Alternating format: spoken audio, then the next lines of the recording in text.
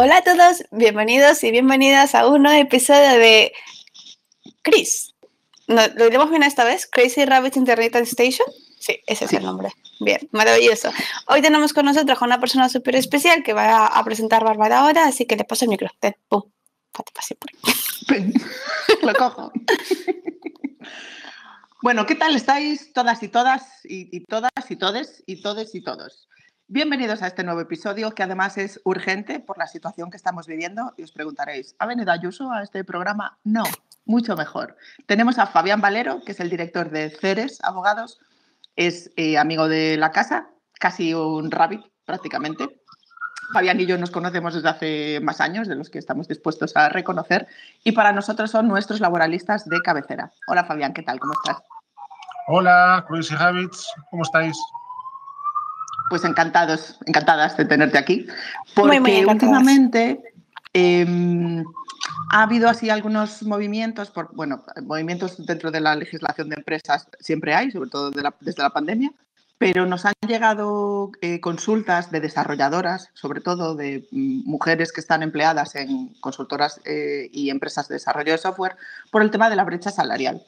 Y, hombre, nuestros conocimientos de laboral llegan hasta donde llegan y para especialistas os tenemos a vosotros. Así que, ¿qué nos cuentas de la brecha salarial? ¿De qué está pasando y qué va a pasar? Estamos fuerte, ¿eh? Aquí siempre. Pues no sé muy bien por dónde empezar. La brecha salarial existe, por mucho que no... que a veces cuesta reconocerla o identificarla, pero la brecha salarial existe en todos los ámbitos de las relaciones laborales y en el ámbito del sector de la informática, programación y demás no es una excepción. El problema de la brecha salarial muchas veces es su identificación.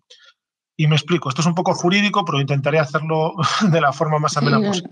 ¿Qué te echamos del podcast? Ya, bueno, pero es que, no. Si no explico el concepto es muy difícil entender dónde está la brecha de género, ¿no? Porque normalmente la excusa que se dice es no, la brecha de género no existe porque tú te vas a un convenio colectivo y en el convenio colectivo es cierto, establece, oye, si tú eres puesto de auxiliar administrativo, pues el convenio reconoce a todos los trabajadores el mismo salario.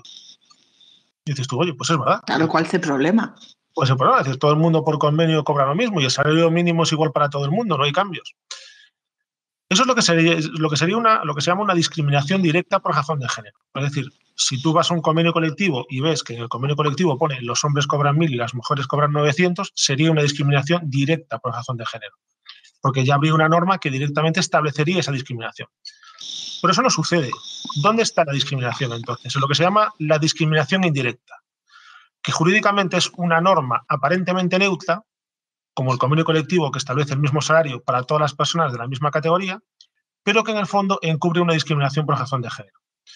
¿Cómo se identifica esto? Pues, por ejemplo, el otro día estaba con una compañera del despacho que bueno, está en prácticas y estábamos precisamente hablando de ese tema, de la discriminación por razón de género de carácter indirecto. Y le dije, vamos a hacer una prueba. Vamos a coger un convenio de limpieza. Buscamos en Google. El primero que salió fue el convenio de limpieza de Madrid, de oficinas y después el convenio de limpieza. Y curiosamente, en el convenio colectivo había un salario diferente por categoría profesional para personal de limpieza básico, es decir, lo que es un limpiador o limpiadora, de lo que cobra, era una diferencia muy sutil, a lo mejor eran 200, 300 euros al año, de lo que cobra un cristalero o cristalera. Y dices tú, bueno, pues, oye, son diferentes categorías y ya está. ¿Cuál es la cuestión? Todos somos conscientes de que el puesto de limpiadora es, en su práctica totalidad, es un puesto de trabajo feminizado. Es muy difícil encontrar un hombre que haga tareas de limpieza. Por el contrario, si os ponéis a buscar cristaleros, va a ser muy difícil que encontréis una cristalera. Una persona que esté limpiando cristales, casi siempre son hombres. Consecuentemente, los dos son del mismo grupo profesional, los dos son trabajos de limpieza, los dos son trabajos básicos en el sentido en que no son trabajos que requieran una especial cualificación. Sin embargo, el puesto de trabajo masculinizado cobra más que el puesto de trabajo feminizado, sobre todo teniendo en cuenta que los productos tóxicos que utiliza una mujer y las posturas forzadas que adopta una mujer que es limpiadora, que tiene que trabajar pues en este sentido tiene que trabajar no solo en alto, sino también en bajo, tiene que aspirar a hacer esfuerzo en los brazos, tiene que cargar con pesos, pues aún así cobra menos. Entonces eso es la discriminación indirecta por razón de género. Y lo mismo sucede en el ámbito del sector informático, donde pues habrá puestos o hay puestos donde a lo mejor se cualifica, como es un puesto singularmente también masculinizado y muchos más programadores que hombres que mujeres, pues sucede tanto de lo mismo. Es decir, hay puestos donde se promociona más al hombre que a la mujer. Claro. Es que además son cosas sutiles. Te cuento el caso en concreto. Esto es la desarrolladora front que hace las mismas tareas que sus compañeros hombres. Son 4 en el equipo. Ella es verdad que fue la última en llegar, pero la diferencia con el siguiente respecto a la antigüedad es menos de 2 años. Ella cobra 18.000, él cobra 22.000. Hacen exactamente las mismas tareas, tienen las mismas horas, es el mismo contrato. Y cuando les llegó una notificación por el tema de la brecha salarial, claro, les llegó una notificación diciendo que había una diferencia de salario respecto a puestos similares, trabajo del mismo valor, y que esa diferencia de sueldo, de dinero, ¿a qué venía? Entonces ellos, los jefes, se lo justificaron diciendo, a ver, no te pagamos menos porque seas mujer, es que fulanito lleva más tiempo y son subidas salariales. Y ella para eso decía, está el pero me vais a subir... Para eso está el complemento de antigüedad, no una diferencia en el salario base. Si los complementos salariales tienen esa función. Es decir, ya, pero 4.000 euros, o sea, el 25, 20 y pico por ciento de tu sueldo respecto no a... es justificable, y ella lo justificaba diciendo, es que a mí me pagan menos al entrar que lo que le ofrecieron a él al entrar. Pues con más motivo. De todos modos, es decir, puede haber que existan diferencias salariales en su conjunto en función de la antigüedad es perfectamente legal, pero esa diferencia no puede ser en lo que se llama el salario base, que se fija por unidad de tiempo, es decir, por el número de horas que contrates, o por unidad de obra, es decir, la categoría profesional y las funciones que desempeñes. Si existe un plan de carrera profesional, como puede ser en una gran consultora, donde en función de la antigüedad que tengas y de la carrera profesional que vayas alcanzando, vayas promocionando, y siempre y cuando sea igual para todo el mundo, de acuerdo. Pero si ya hay una brecha de entrada donde la mujer cobra menos, a pesar de que el varón que entró previamente por el hecho de ser mujer, claro, es que aquí ya no es que estemos hablando de una discriminación indirecta, es que ya es una discriminación directa por razón de género. Claro. Que son casos especialmente graves, ¿no? Entonces, claro, es decir, precisamente para esto es para lo que se ha puesto en marcha pues el registro salarial de todas las empresas y también la auditoría salarial en aquellas empresas pues, que tengan más de 50 trabajadores, que está ligado al plan de igualdad. Ahora mismo la exigencia todavía es para las empresas de más de 100, pero el 7 de marzo del año que viene todas las empresas de más de 50 ya tendrán que tener no solo el plan de igualdad, sino la auditoría salarial vinculada a ese plan de igualdad. ¿Y esa auditoría salarial quién la hace? ¿La hace la propia empresa? La hace la empresa negociándola con los representantes legales de los trabajadores. Y si no hay representantes, pues habrá que atribuir esa representación a los sindicatos más representativos del sector. Pero siempre es una negociación donde están las dos patas, la parte social y la parte empresarial. Tiene que haber acuerdo sobre ese plan de igualdad. Y vale. Si eres empresario, ¿cómo haces para superar esa brecha? Porque claro, has dicho que a veces son unas cosas muy sutiles y a veces pues son un poco más en toda la cara. ¿Cómo podríamos superar eso? Pues contratando a 3 abogados. Por ejemplo. Por ejemplo. No, a ver, ahora fuera de coña, es decir, no es que haya que contratar a 3 abogados, hay que contratar a una firma especializada en derecho laboral que es capaz de identificar esas cosas. Yo comprendo que en el día a día, es decir, muchas veces la brecha de género parte de la propia negociación colectiva, como el caso que hemos visto antes.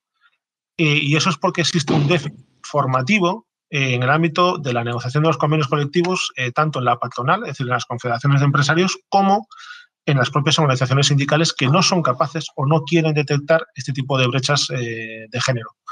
¿Cómo se soluciona esto? Pues con asesoramiento especializado y, desde luego, con voluntad de cambiar las cosas. Porque si no existe esa voluntad de cambio, creo que me han hecho una foto para... Sí, por supuesto. Ha sido un poco sutil, pero bueno. Si no existe esta voluntad de cambio, va a ser complicado que al final se logre solucionar este problema. Claro, pero también os digo una cosa, no se soluciona bien las sanciones. Una discriminación por razón de género es una infracción de carácter muy grave conforme al artículo 8 y el artículo 40 de la LISOS, y la multa mínima son 6.251 euros, de ahí para arriba, hasta 186.000. O sea que, bueno. Oh, yeah. Y vosotros cobráis menos de 6.000, ¿no? Sí. 5.800. Y ya se ahorran los 200 de la sanción. Habrá que estudiar el caso en concreto, pero no cobramos 6.000 euros.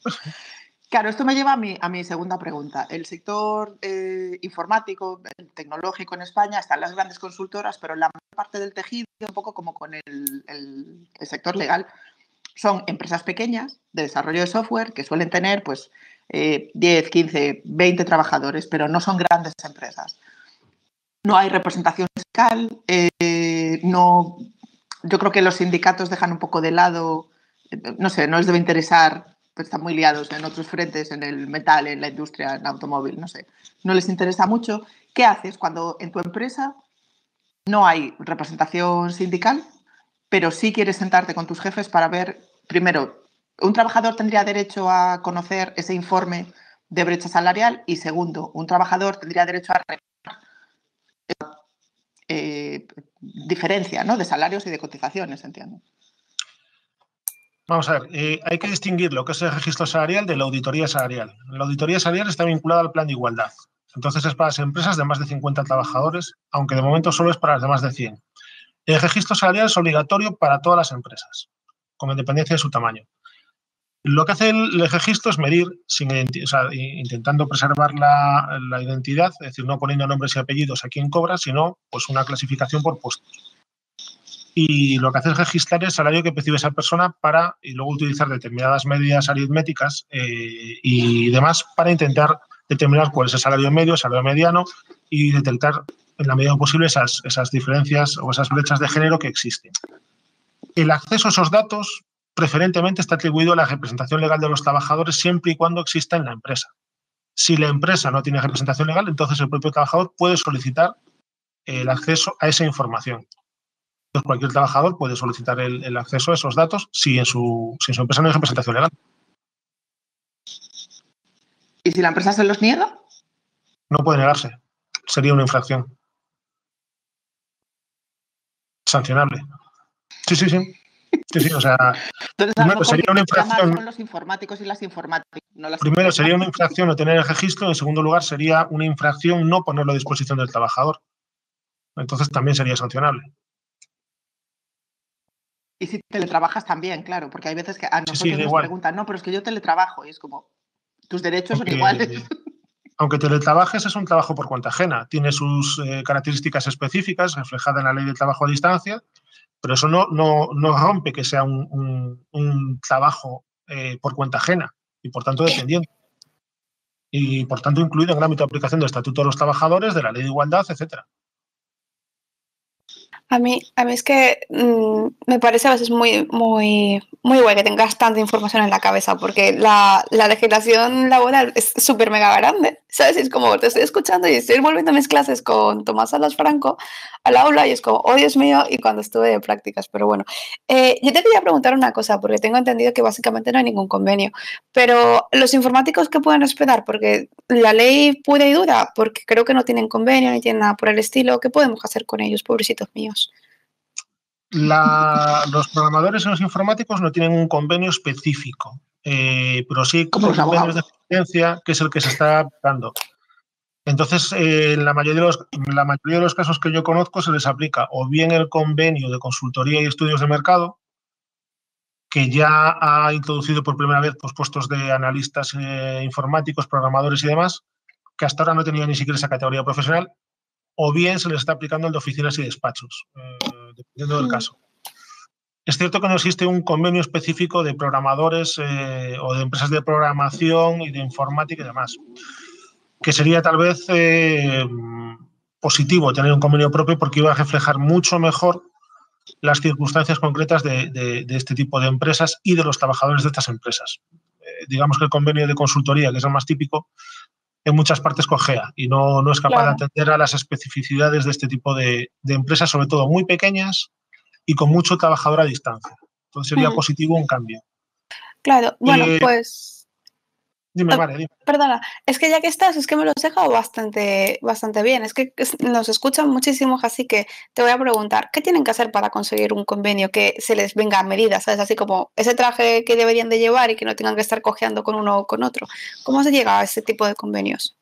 Negociándolo. Ahí lo que hay que hacer es lograr que la parte social, es decir, que los sindicatos del sector, o los más representativos, en este caso comisiones UGT a nivel nacional, logren convencer a la patronal, es decir, a la Confederación de Empresarios a nivel nacional, es decir, a la COE, de firmar un convenio marco estatal que regule las empresas de informática, es decir, crear un marco propio de negociación. Eso es lo que hay que hacer por parte de trabajadores y empresas. Si quieren tener un marco más específico y adecuado, pues lograr que sus representantes en el ámbito de negociación colectiva, lograr que se sienten a negociar un convenio propio del sector. Sería lo más lógico y lo más deseable. Pero eso es cuestión de hacer presión. Es decir, si nadie les intenta meter pues un poquito de presión en este sentido para que las cosas cambien, pues seguirá utilizándose los convenios más afines dentro de lo que haya. Claro. ¿Y se podrían intentar negociar un convenio territorial? Es decir, no uno que sea un marco estatal que implique a la COE y a comisiones, que yo creo que les queda como muy lejos de este mundo, sino un convenio, pues por ejemplo, en Madrid o Barcelona o ciudades, bueno, comunidades autónomas donde estén la mayoría de estas empresas, que es verdad que hay una concentración en Madrid, en Barcelona, en Valencia. Aquí en Galicia, en Coruña, Vigo, no falla. Ya. A ver, sí que se puede. Lo que pasa es que es cierto que lo ideal sería tener, que el convenio sectorial hubiese un convenio sectorial que marcase las pautas de los convenios provinciales. Es decir, tú puedes hacer un convenio de Pontevedra, no hay problema, o un convenio incluso autonómico. Pero es cierto que siempre es mejor tener la referencia de un convenio sectorial por encima, lo que llamamos un convenio más marco estatal, que marca las pautas y que luego se adapte en su caso al territorio. Y lo ideal sería tener uno estatal, que marcase un poco el camino. También hay otra posibilidad, es decir, tú tienes un convenio como el de consultoría y hay partes de ese convenio de consultoría que no te encajan. Bueno, pues tú puedes intentar negociar con tus trabajadores y si no hay representantes legales, pues crear una comisión ad hoc y hacer lo que se llama un acuerdo extraestatutario, es decir, negociar un acuerdo propio que no vaya en contra del convenio, porque eso es ilegal, es decir, no se puede cambiar el convenio por vía de un convenio extraestatutario porque no se negocia con las mismas garantías, pero sí que puedes adoptar medidas de mejora o interpretación de ese convenio. Por ejemplo, el convenio dice que la jornada es de 39 horas semanales.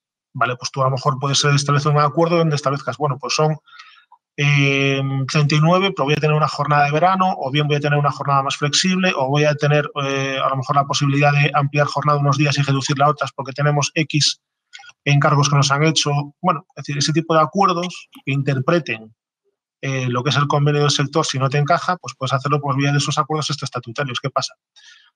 La mayoría de las empresas desconocen estas posibilidades, es decir, lo de siempre, es decir, falta asesoramiento estratégico, laboral, que muchas veces por parte de las asesorías, pues lo que se hace básicamente es hacer nóminas y contratos, pero se les escapan este tipo de cuestiones o no son capaces de transmitir a sus clientes pues las muchas posibilidades que ofrece en el fondo nuestra legislación laboral. Nuestra legislación laboral es mucho más flexible de lo que se cree. Lo que pasa es que normalmente no se le explica a la gente las posibilidades que tiene. Ya.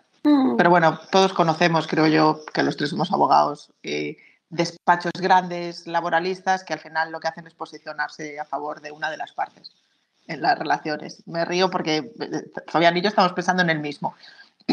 Pero bueno, yo creo que tiene que haber también profesionales con la capacidad suficiente y la calidad a la hora de trabajar, como sois vosotros.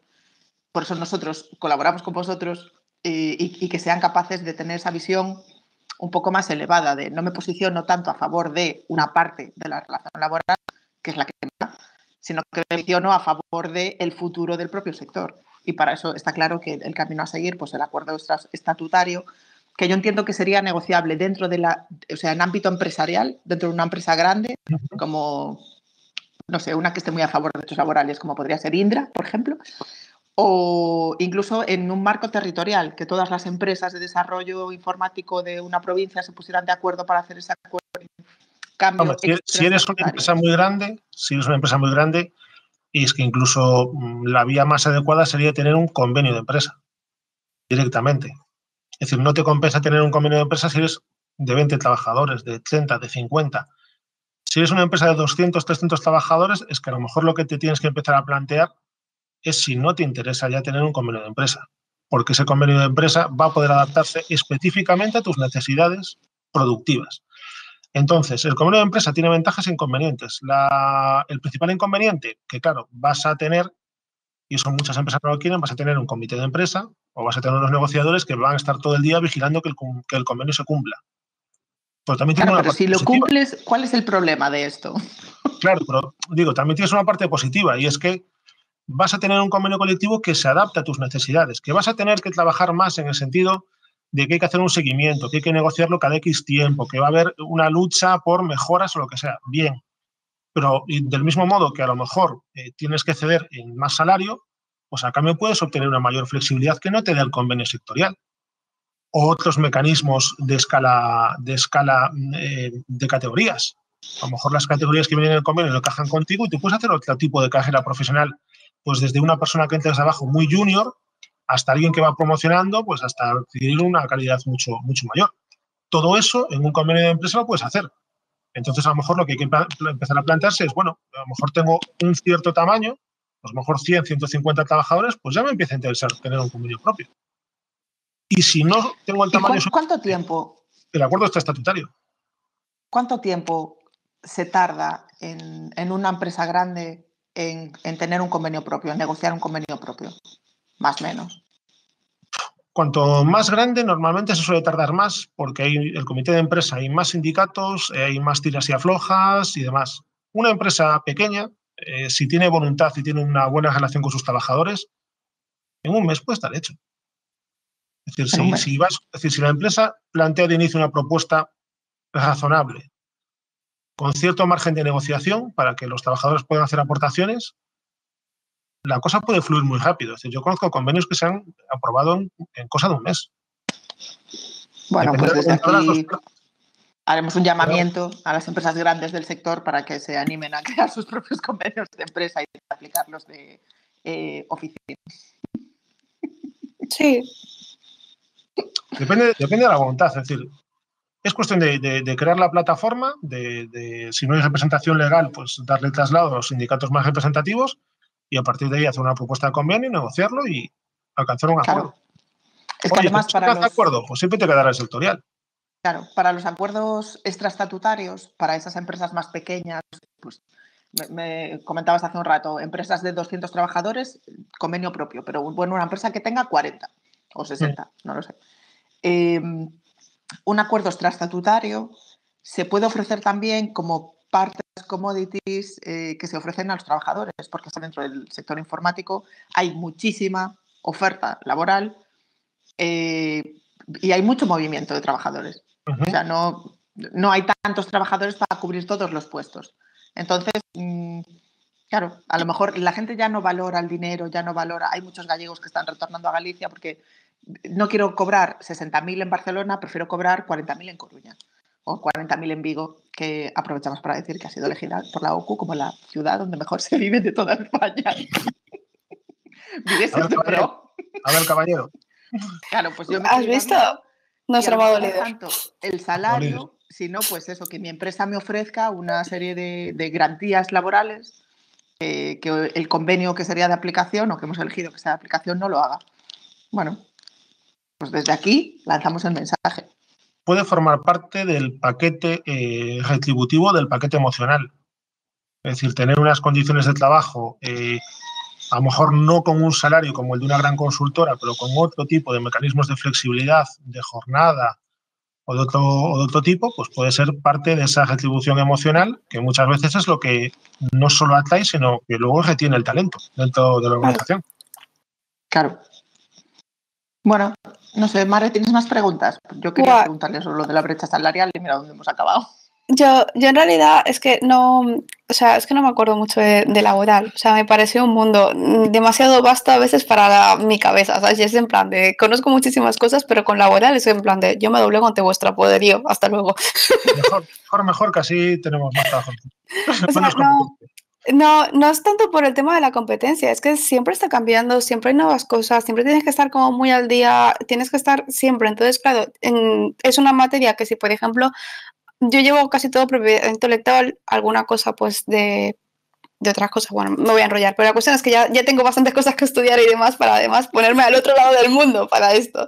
Así que nada, que simplemente voy a poner 2 ideas más, aparte de decir que sí, que efectivamente contéis siempre con una persona laboralista, no solamente porque controla, porque ya habéis visto que, bueno, nosotros sabemos muchísimo, pero cada vez que tenemos que hablar de laboral, pues os traemos a Fabián, que es nuestro laboralista de cabecera. Que controla más. Controla más, es que os lo digo de verdad, o sea, es un mundo... Del resto no me hagáis caso, o sea, ya os lo digo. Exacto, o sea, es que... nada.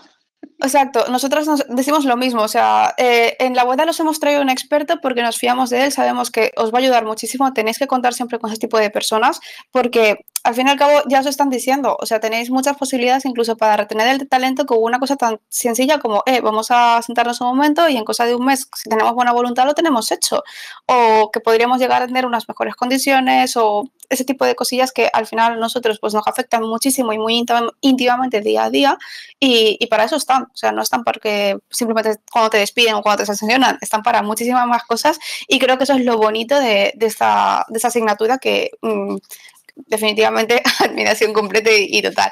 Muchísimas gracias, Fabián, por estar con nosotros con esta jornada especial de Chris y espero que todos nuestros oyentes se animen a tener, pues eso, un poco de ganas de aprender un poco más de su parte laboral, que al fin y al cabo te va a acompañar hasta que te jubiles, si te jubilas, con suerte. Si te jubilas, ojo al dato.